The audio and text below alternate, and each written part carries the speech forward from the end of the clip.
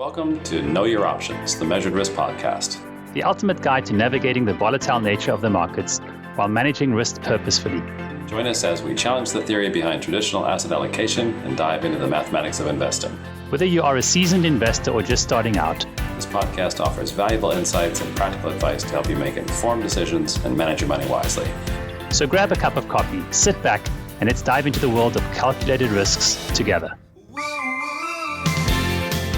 Welcome back to the Know Your Options podcast, the Measured Risk Podcast. And my name is Larry Kriesmer, and I'm here today with Jeremy Wallace, and he's with Wallace Hart, a financial firm that he's founded with his partner. And we're going to learn more about his practice and his journey into financial services. So, Jeremy, welcome to the show. Thanks for having me, Larry. Appreciate it. Yeah. You started with some large firms, right? Like UBS, and I think it was Merrill back in the Yes.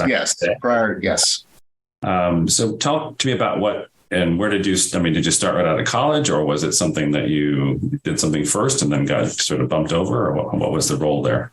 Yeah, sort of the origin story. So I started my career August of 99 at Merrill Lynch right out of school. My experience with the market, my dad had actually gifted me some stock at the age of 12. So that piqued my interest in the market. Started working as a lifeguard at the age of 16, saved up some money, bought Best Buy stock. I was a teenager at the time. This probably was 97, 98. Best Buy was just coming to our marketplace and wanted to be into the electronic type stuff. Went to college, Emory University grad, and then, started at Merrill Lynch August of 99. Spent one last summer. I was a swimmer by background and a swim coach. So I spent one last summer on the pool deck before having to join corporate America, putting on a shirt and tie and, working for those large Fortune 500 companies like I did for a while. Worked at Merrill from August of 99, saw obviously the dot-com boom and bust, saw the collapse of post-September 11th when we had the 2002 recession, and then saw the rally from 03 to 08. Left Merrill in November of 08 after they went bankrupt and had to be bailed out by Bank of America and the Fed. And then back in 2017, my partner and I left. We wanted to be fiduciaries. We wanted to do what's best for the clients, not work for a large firm, have our own company, have our own brand, and have control of what we were doing. We were in favor of what the Department of Labor was doing at that time, which was pushing for the fiduciary standard, and a lot of Wall Street firms were fighting it. We thought it was best for our clients. We thought it was best for the practice. We thought it was best for the industry. So we wanted to be a part of that, and we didn't want to work for firms that were fighting it. And so then in February of 2017, we left and founded Wallace Hart Wealth Management. So just about 4 years ago, a little more than 4 years ago. Six. I think we'll probably be coming up in 7. Did I do the math wrong? Yeah, 2017. I think 6 years was this February, 7 next February. Yeah. There you go. Okay. Well, it sounds like you've got the foundation built now, so that's great. And is there a particular market that you're in Kentucky, right? We are. So a lot of the people that we work with are your pre-retirees and retirees, probably with about $500,000 to $5 to $10 million in investable assets. We do have some business owners who have liquidated their businesses and brought those assets over, but a majority of our client base is hey, I worked for a company. I have a $2 to $3 million IRA, $4 to $5 million, $6 million net worth, and I want to retire. So that's a majority of our client base. Right. Well, I've had the pleasure of being on the Bourbon Trail in Kentucky twice now. So I had first time I went there first time, then I had to go back for a 2.0 for some remedial education. Favorite? Which was your favorite of all the distilleries out here? It's funny. It's Buffalo Trace, I think, just because of Blanton's bourbon is one of my little personal favorites. And it's such an interesting story for me because I first found Blanton's in France. I was over there traveling and in a liquor store looking around, and I knew I didn't really want something French, and so I'm looking around and I see this little hand grenade looking bottle. I'm like, wow, that's really interesting with the horse on top. And so we bought that, and there was 5 couples traveling together, and the 5 guys finished off this bottle of bourbon in about 45 minutes. It was just delicious, and this was a long time ago. I don't know, well, long enough ago to be before the bourbon craze had hit, and then came back and started to buy that bourbon, and it had just become completely scarce and ridiculous to find, and super disappointing. So now I have to kind of move on to something else. But it's great to see the distillery, and they still do things very manually, and so it's been a great experience. I recommend it. Yeah, it's a fantastic part of the country here, and it's always fun to find those bourbons before they blow up, or they're put in a movie, I think like John Wick, and all of a sudden then the bourbon blows up and you can't buy it anymore. That is a great bottle. That's a great bottle to have on your shelf. Yeah, exactly. My father-in-law passed away a year and a half ago or so, and he now resides in a Blanton's bottle on the shelf in our house. So I thought that's a great place for him to spend the rest of his life. But back to Jeremy and your process. So, the fiduciary standard is interesting. It is kind of awkward, I would think, for a lot of the advisors in the role of they're representing a single carrier or a single company in the proprietary products. So, yeah, I think, I applaud you for making that step over into the fiduciary side. We also went fully independent and left the broker-dealer space in 2017. So we're in the same time period independent, but we formed our RIA back in 2007. So we've been in that space for a little bit longer. Now, you do your own proprietary portfolio construction, or do you use a TAMP, or what process do you? No, we do it ourselves. We do it ourselves, and we have two solutions that we offer to clients. One is, in our belief, it really goes back to having lived through the market declines of 2000 to 03 and then 07 and 08, and having been at Wall Street at that time. We embrace more on the technical analysis side. So what we found was that when we're at these large institutions with supposedly the best research on the street, no one was jumping up and down screaming sell as the market's walking into a 50 to 60% decline like we lived through. And what we realized was it was really upon us to try to figure that out for our clients, because that's what our clients thought that we did for them, was to proactively reach out to them and say, hey, we're coming up on some difficult economic times. We need to make some proactive changes in your portfolios. And it wasn't what we ended up coming to the conclusion was, it wasn't that it was Wall Street was doing anything malicious. It was really the way that Wall Street is set up. And I always tell everybody, imagine if Warren Buffett or Jamie Dimon or whomever you want to use, if they go on CNBC or the Today Show and they say, hey, we're really concerned about the economic conditions of the U.S. economy. We've actually liquidated all of our portfolios and we think you should do the same thing. And if that ever happened, it would not be good for the U.S. economy, and it would not be good for the financial markets. No. It's the reason you can't walk into a movie theater and scream fire. It would cause a stampede. It's the reason that you always see Jamie Dimon or Warren Buffett when we're in the middle of some of these turbulent economic times. They're always going on TV saying how they're buying more and how they believe in the American dream and how they believe in the American economy. All of that's fantastic when you have an indefinite time horizon. But the clients that we work with, they want their money. They want to retire. They don't want to see a 30 to 50% decline in their portfolios like we had in 2000, like we had in 08, like we had in the COVID drop, and we had the subsequent bounce back, what we've been going through here recently. So what we realized we had to do was find a way to proactively take our clients to cash to preserve their portfolios. And we use technical analysis for that. So it's a very simple equation. We just use the moving averages of the markets of the S&P. If the market is above the moving average, we're in for our clients. If it's below the moving average, we go to cash just to preserve and to protect what they have. The whole point of doing that, I think it was, saw it on a website once, a great stat, which said 83 of the worst 100 days of the market's performance are when the S&P 500 breaks the 200-day moving average.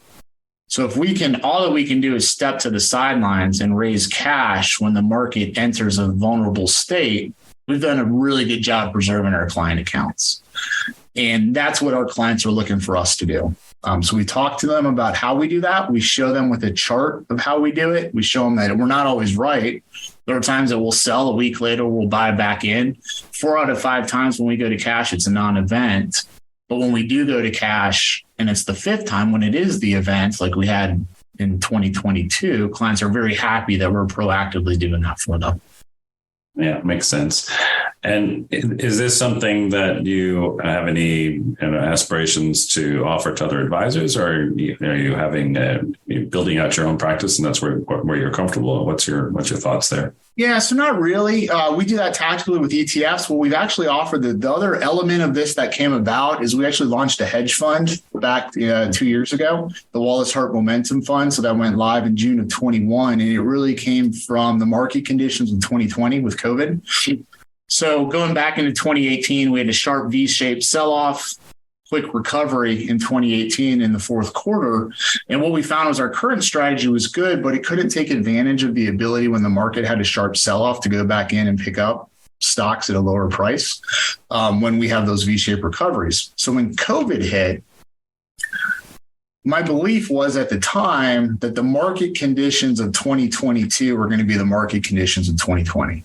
And what I mean by that is when COVID first happened, I thought we were going to have a 20 to 25% sell-off in the market as we tried to figure all that out.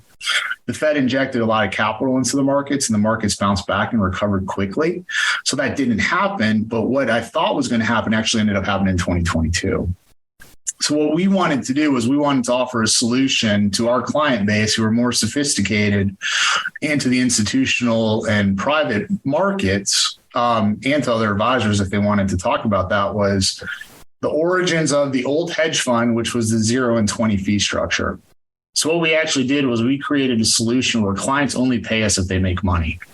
Now, as advisors, we can't do that for our client base, but we can do that through a hedge fund. So we actually put a 0 and 20% management structure into the hedge fund, and then we offer that as a solution to our clients. We can do things like we can actually tactically go to cash, like we do with our traditional strategy, but we can actually put a short on in the market, and we can actually add a mean reversion system into that as well. So when the market has sell-offs, we're able to pick up stocks, see those stocks revert back to the mean, and then exit out of those positions when the market gets to an oversold condition.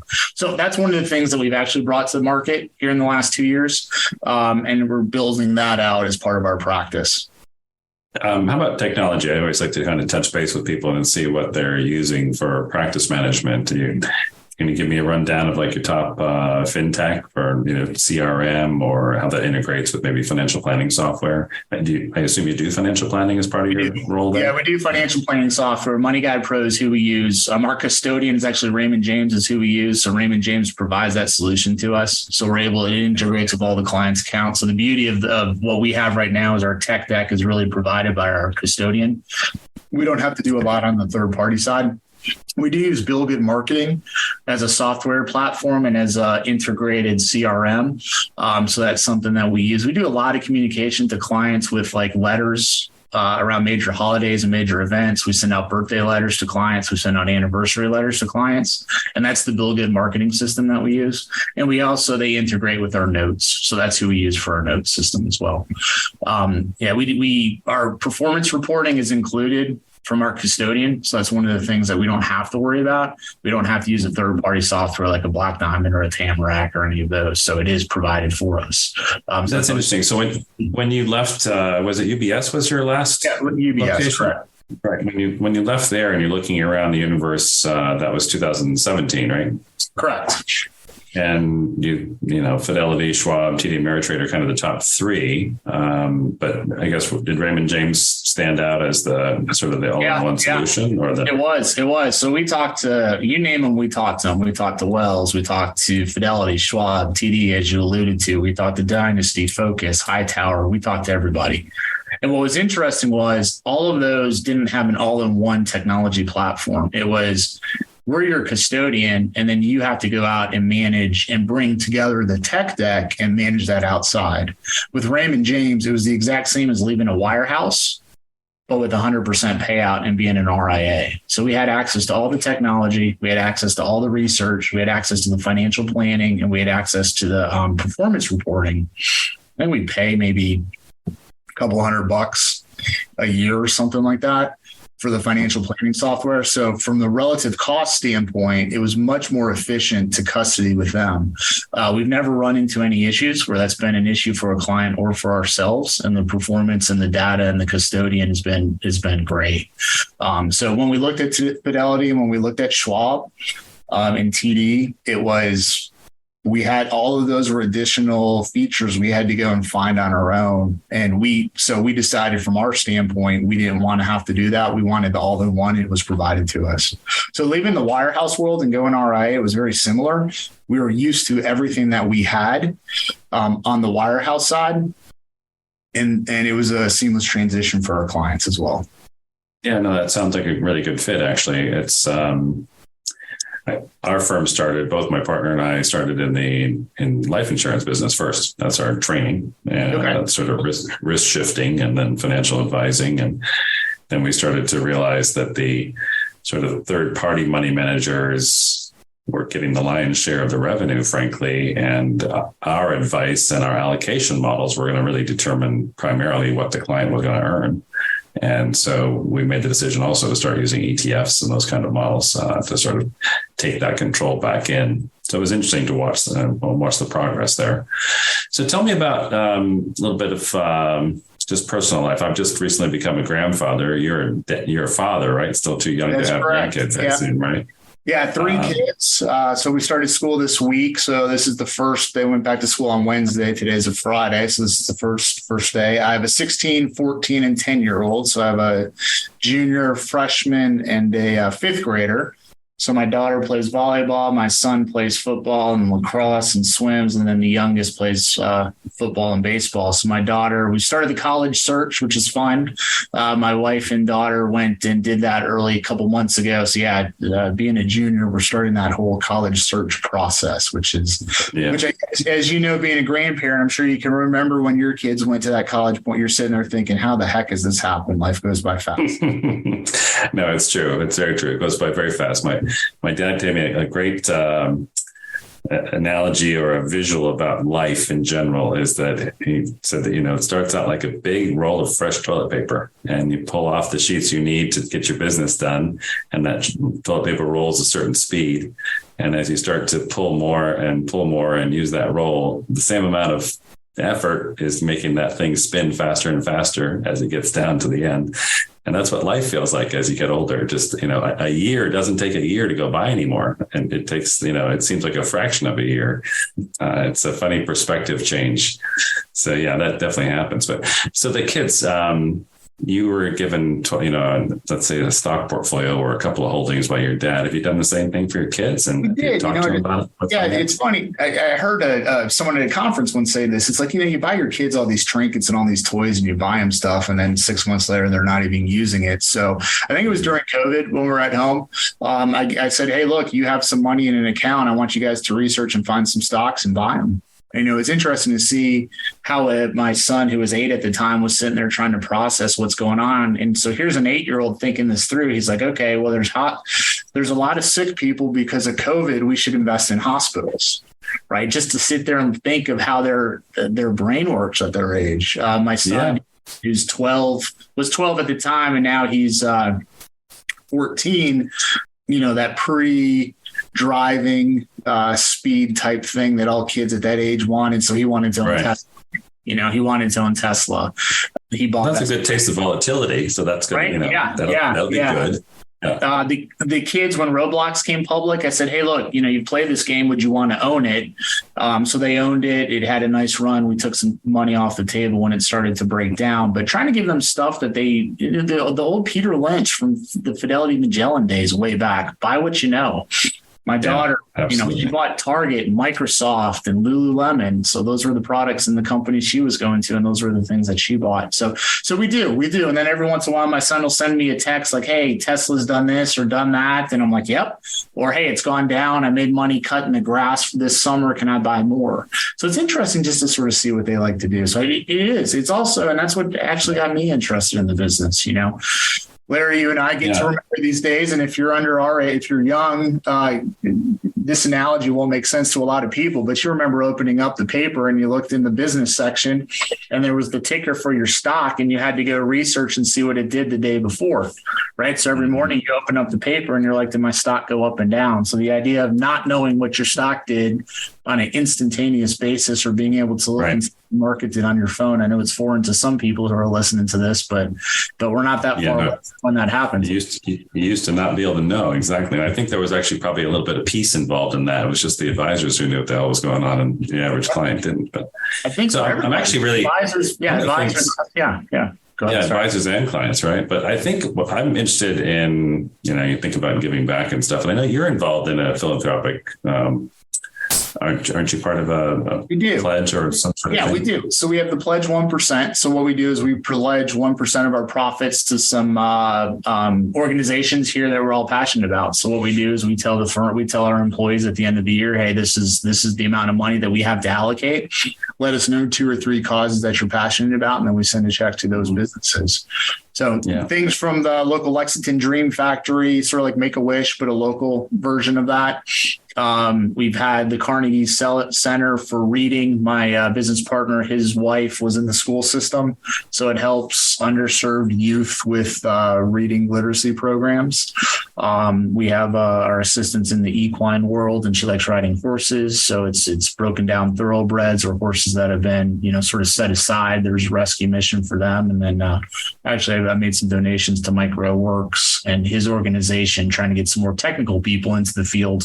Because Larry, I'm sure you've had this conversation with clients when you talk to your clients, and it's like, what do they need? They need workers. And it's like, where's the white collar job? There's plenty of people to fill the white collar jobs, but it's the blue collar jobs, the laborers, where it seems like we need a lot more of those people going forward over the next 10, 20, 30 years. Yeah, I think there's actually been a potential disservice that really, honestly, not every person is appropriate for college or for some technical degree, and there's a tremendous amount of labor that needs to be done that is perfectly reasonable for trades and can make a very good living at it. So, right. So one last thing on that point, now with ChatGPT and all this AI type things, it's not the white collar, it's the blue collar jobs now. It's like you sit there and with my kids, I'm not as worried about those blue collar jobs going away if they work with their hands, but those white collar jobs that we all sit there and we think, being an attorney, being a CPA, all of those type of things, writing legal briefs. Now I know that they're working out the kinks, but those are things 10, 20 years down the road that we might not need as much. It might be. I'm not even sure it'll take 10 or 20. I mean, whatever that rule is about the speed of technology doubling and processing speed, I think, it's just going to come online and be a total game changer. The area that I think is interesting, particularly with your background and what you're doing with your children, is the area of financial literacy. That is something that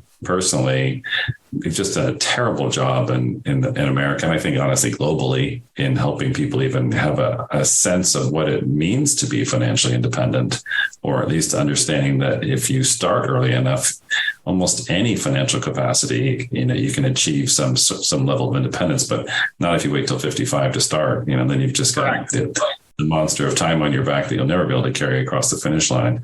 And this idea of having an impact on young lives and getting them to think about this, there was a little short video came across my Instagram thing, and it was a great synopsis of, typically for people below a certain economic level, they buy cheap stuff. They just buy lots of cheap stuff. That's a thing that they do. Middle class people start to get more expensive stuff, but it's still just stuff. And wealthy people that ultimately become wealthy, buy things that generate income and pay them. And it's that simple. We can just get that message across, I think, at a young age, particularly. That and particularly now, my gosh, with Robinhood, I don't know where you put your kids' accounts or how you can do these things, but you can invest in fractional things where $35 or $19 or something, you can open up an account and get started. That's really a tremendous opportunity, I think, to move the needle, both domestically and globally. That I think would be an awesome thing for the whole industry to focus on and try and make it more of a commitment in the schools. We get to, I think even any 18 or 19-year-old might even have a difficult time writing a check, like physically writing a check. Just some basic stuff like that's amazing. So on to personal things. So you are, I think I read in your bio that you've got a passion for the Cubs. Is that? Yeah. So my parents were from greater Chicagoland area. Grandparents lived there. I wasn't born there. I was actually born in Cleveland. Lived in Chicago for a couple of years before my dad was transferred down to Lexington. But But now I'm 46 years old, so I came home every day. For people that remember this, turning on WGN, and if you wanted to watch sports after school, there was only one thing to watch, and it was the Cubs and Harry Carey and Steve Stone broadcasting. So it's amazing how many people you run into are Cubs fans who never actually lived anywhere near Chicago or didn't necessarily have a tie to the team. Very similar, actually, to the Southeast here, where a lot of Braves fans being able to watch them on Turner. But so came home every day and would pretty much turn on the Cubs, in Chicago when we lived there, and then in Cleveland when I was born up until the age of 8. And I love watching the Cubs. I had the pleasure of being able to go to one of the World Series games. Actually had a ticket in the stadium. And then play golf. So my wife, actually a heck of a golfer. She's an ex-D1 college golfer. So my goal is always to post a lower score than her. And in how long have we been married now? 18 years that we've been married, I think I've been able to do it once. So not very successful at that. Okay, well, that's awesome. That's me on the golf course. That's awesome to have a partner that's pressing you and challenging you. So that's awful. Or not awful. It's awful good. It was fun. There was a lot of celebrating at the pool afterwards. I was buying some beers for everybody, and we were celebrating like I had won the Masters that year, because it had never happened. Yeah, it's interesting. Golf is such a fickle thing. I mean, you think about the sports like basketball or any high moving sport where there's a fast moving ball, even pickleball, for gosh sakes, there's a lot of noise and sound and stuff. And tennis is kind of more quiet as a crowd, but golf is ridiculous because the ball is holding still, the crowd is quiet, nobody's moving, and that stupid thing is still so hard to do effectively. Hard to execute. It's just incredible how difficult it is to execute, and how rare it is for people to be able to even get near par, let alone play competitively. So right. No, I remember being a younger player in my 30s and 40s and getting out on the golf course, and mostly either for a charity tournament or something, or maybe entertain some clients, and invariably within 6 holes, I'm just like, I'd rather be at the office. I'd rather go back to the office because I have a better control of what's happening in the office than I do out on this golf course. So that is true. I think I've softened up a little bit as I've gotten older and just more appreciate being outdoors and, spending time with people and not so much worried about what the score is. So that's correct. That's important. Yeah, we're all lucky our day jobs and our livelihood don't depend on our ability to hit the white ball. 100%. Yeah. 100%. Yeah, exactly. So, the business has been evolving, and we've seen, different products come online, and, levered products, inverse products, managed futures. Do you embrace any of those things, or do you think they're like weapons of mass financial destruction, or how do you feel about some of the new products? I think they're great. So a lot of how I actually got into the trend following and technical analysis world was through CTAs and managed futures. I think, though, the correlation of this, I think it really goes to the sophistication of the client and what a client's comfortable with. So I think the more sophisticated endowments, pensions, institutions, family offices are a lot more comfortable with those than what I typically call your traditional quote unquote retail clients, your clients with, $1 to $5 million in assets and even less than that. Things like, and I know you guys are focused in the options and you'll talk a little bit about that. It's interesting, though, because when we first launched our hedge fund, we went to our clients who were accredited individuals and said, hey, we're offering this solution. And they're like, a hedge fund, isn't that more risky? And we're like, oh, well, actually, if done correctly, we can actually really lower the volatility of everything because of the way that we can do it through a hedge fund and solutions that we can offer that we can't traditionally offer to non-accredited individuals or investors. So it's interesting. It's more a public perception issue. So I think all of those things are fantastic. And I think what it really comes down to is how much time and energy do you want to spend educating your client base on something that's new that they're maybe not comfortable with versus offering solutions that they're more comfortable with and trying to find the solutions that are right for the education level of the people that you're working with. Yeah, well, it's interesting. You're right. Our firm does kind of specialize in the options and the use of options and trying to gain exposure to markets. I was always fascinated that, I got my Series 7 back, when dinosaurs crawled. And it's a huge part of the test and the exam is based on options. And then I got into our, pass the test and get the license and go set about trying to learn some more stuff. And really the supervisory people above me at that time, this is back in the, let's say, early 90s, they just said, "Oh no, options. That's not anything you want to spend any time on. It's too complicated. Let's just put that aside." And what I really came to find is that it was really a lack of understanding about what it can do, and the use of options can be tremendously aggressive and levered and have tremendous amount of speculation. But the fascinating thing about the option contract is that same contract from the seller can be just the opposite, extremely defensive, highly hedged, and, the exact opposite trade. And so that's what really, it's almost like holding up a mirror. If you're facing it at an aggressive person, they're going to have an aggressive position, but the person holding the mirror on the other side isn't.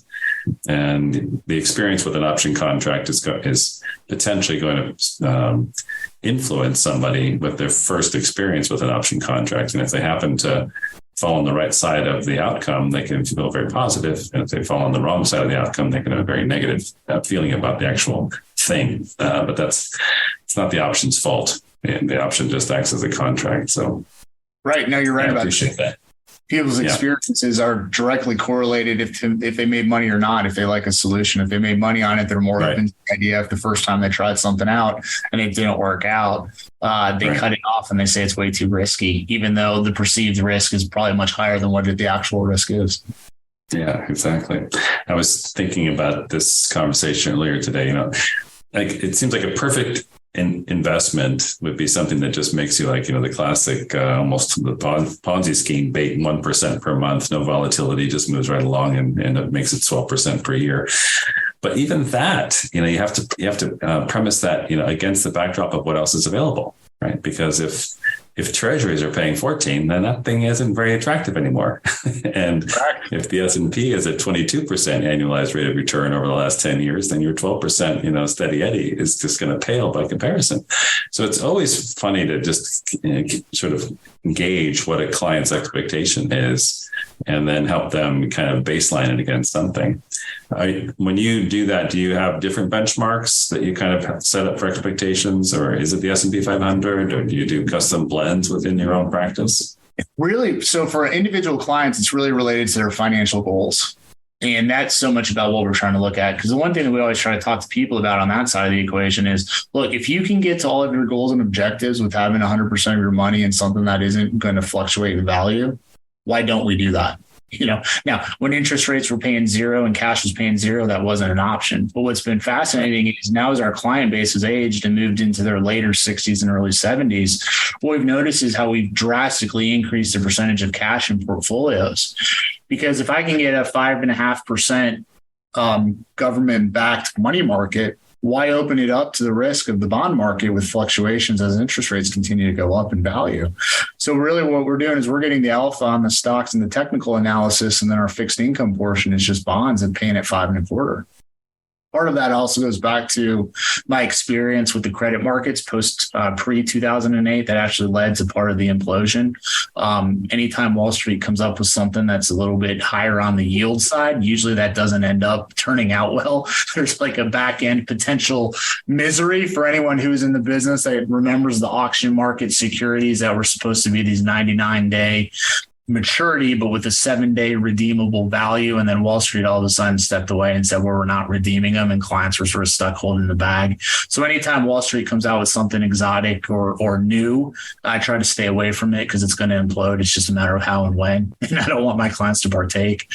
But to your point, I mean, if you're able to get these, so that's what we try to do is we try to provide the alpha on the stock side, and then the cash is really there. And we would use ultra short duration bond funds just to lower volatility. So that's what we do for our clients. Yeah, it's a good model. I mean, we have a tremendous, actually a really large allocation to treasuries, U.S. treasuries, short treasuries, like a year-ish or less. And really that objective there is just not to lose money. And it was interesting too, because, we went through this little, like we have had obviously different periods before where the budget crisis will come along and there's some, maybe some posturing about having the U.S. government run out of cash. And even with that, the treasuries that we own that were maturing within, say, 2 weeks of that deadline that was approaching, they had virtually zero impact, maybe a basis point, decline as they head toward maturity. So we really have to kind of look at that and say, if there's a problem with treasuries, then we need a higher allocation to guns and ammo, because that's going to be that's going to be the allocation that's going to save the day in that environment. But seriously, all kidding aside, yeah, as we face a rising interest rate environment, and as we have, as you said, flooded a tremendous amount of capital into the markets, do you have any clients that are raising concerns about, the U.S. ability to pay that higher interest rate freight, and what kind of impact that's going to have on the budget and the, tax liabilities and that kind of thing? Is that coming across the wire to you guys? Every once in a while it does. And I think one of the things that we try to do for our clients is tell them not to worry. And you hate to say this, but don't worry about that stuff. Because one, you can't do anything about it. And two, let us worry about it. That's why you've hired us. Like, you enjoy retirement, you enjoy your working, or you enjoy doing what you do, and let us worry about those things. Actually, I had a conversation with a client yesterday, and she's like, I'm so concerned about the election. This has to be one of the worst times we've ever had with this upcoming situation. I said, you know what? I actually wholeheartedly disagree. This is no different than what we've been through. In 2008, we had right in the middle of a political election. We had the financial crisis where we didn't know if we were going to be able to get cash out of our ATMs. Now, this predates me. My parents lived in Chicago during the 68 elections, and they were telling me about the riots they were having downtown. And so I said, everything that we're living through, it just seems that right now, because we focus on it so much and we're living in it, it seems so much worse than what it was. But in 2011, right, wasn't that when the debt downgrade happened? And if you go back and look at the price of the market relative to what the debt downgrade was from AAA down to AA, the market is a heck of a lot higher than what it is today than versus what it was in that August of 2011. And so I think from a client standpoint, I think what our job is to do is to make sure that we reinforce this to our clients all the time. You have hired us for this role. Let us worry about that stuff. And if there's something that is happening that we need to do, we will tell you and we will communicate that to you, and we will take action for you, or we'll have a conversation about what we need to do. You enjoy life. We just so happen to go down this career path, and that's why we're worried about this stuff. And you've hired us because you need help with it, and you don't want to have to worry about it. So go enjoy, Larry, go enjoy playing with your new grandkid, hanging out with your new grandkid, and let someone else worry about it. Let us worry about it. And I think that's the part that we try to push on to clients so much is let us, my hairline, I'll on the video here, I've got a lot more gray hair than I did from 10 or 15 years ago, and the hairline's receding. And that's because we're worrying about those things for our clients, so our clients don't have to. Yeah, there's a tremendous amount of confidence that comes with time and wisdom. And I think you can get the education on financial services in a relatively short period of time, maybe 18 months, 24 months. You probably will know as much as you need to know, let's say scientifically. And the next 5, 10, 15, 30 years is where you start to apply that as a practical knowledge and start to get comfortable with it. And the role, I very much agree about not worrying about it, but it's almost as important as I'm sure you're familiar with the Dalbar studies about investor performance versus investment performance. Mm-hmm. And I think one of what I focus on as our primary role with clients is to make sure that they actually stay in an investment long enough for them to receive the investment's long-term return. And that really is the case, because you're right. If you look at any given time on a long-term equity chart, you're going to find steep drawdowns. They happen not infrequently, and they can get as bad as 30, 40, 50% over a period of time. And if a client doesn't stay with the game, or at least in your case, you're attempting to exit and then get back in, these are all designed to try and stay the course and stay with these investments. And that's how you get a long-term rate of return. And the biggest challenge I think clients face is just chasing the new shiny thing and trying to avoid the pain of what's happening in the moment in order to, jump over somewhere else. So I agree. That is the role we play, is to focus on that long-term goal. And if you get lucky enough or smart enough or have the right experience, then you can get to a point where, you can achieve your goals on safe money, which would be great. Or you have so much capital relative to what your lifestyle is that you can actually take a lot of risk because even a bad outcome on the risk won't impact your goals. So those are two interesting places to be. Correct. So as we get toward the end of this conversation, is there anything you've been like, any product or service or a thing that you'd just be like, God, it'd be great if that existed that doesn't exist yet, or something that you've, always kind of wanted that you just haven't had time to produce or build?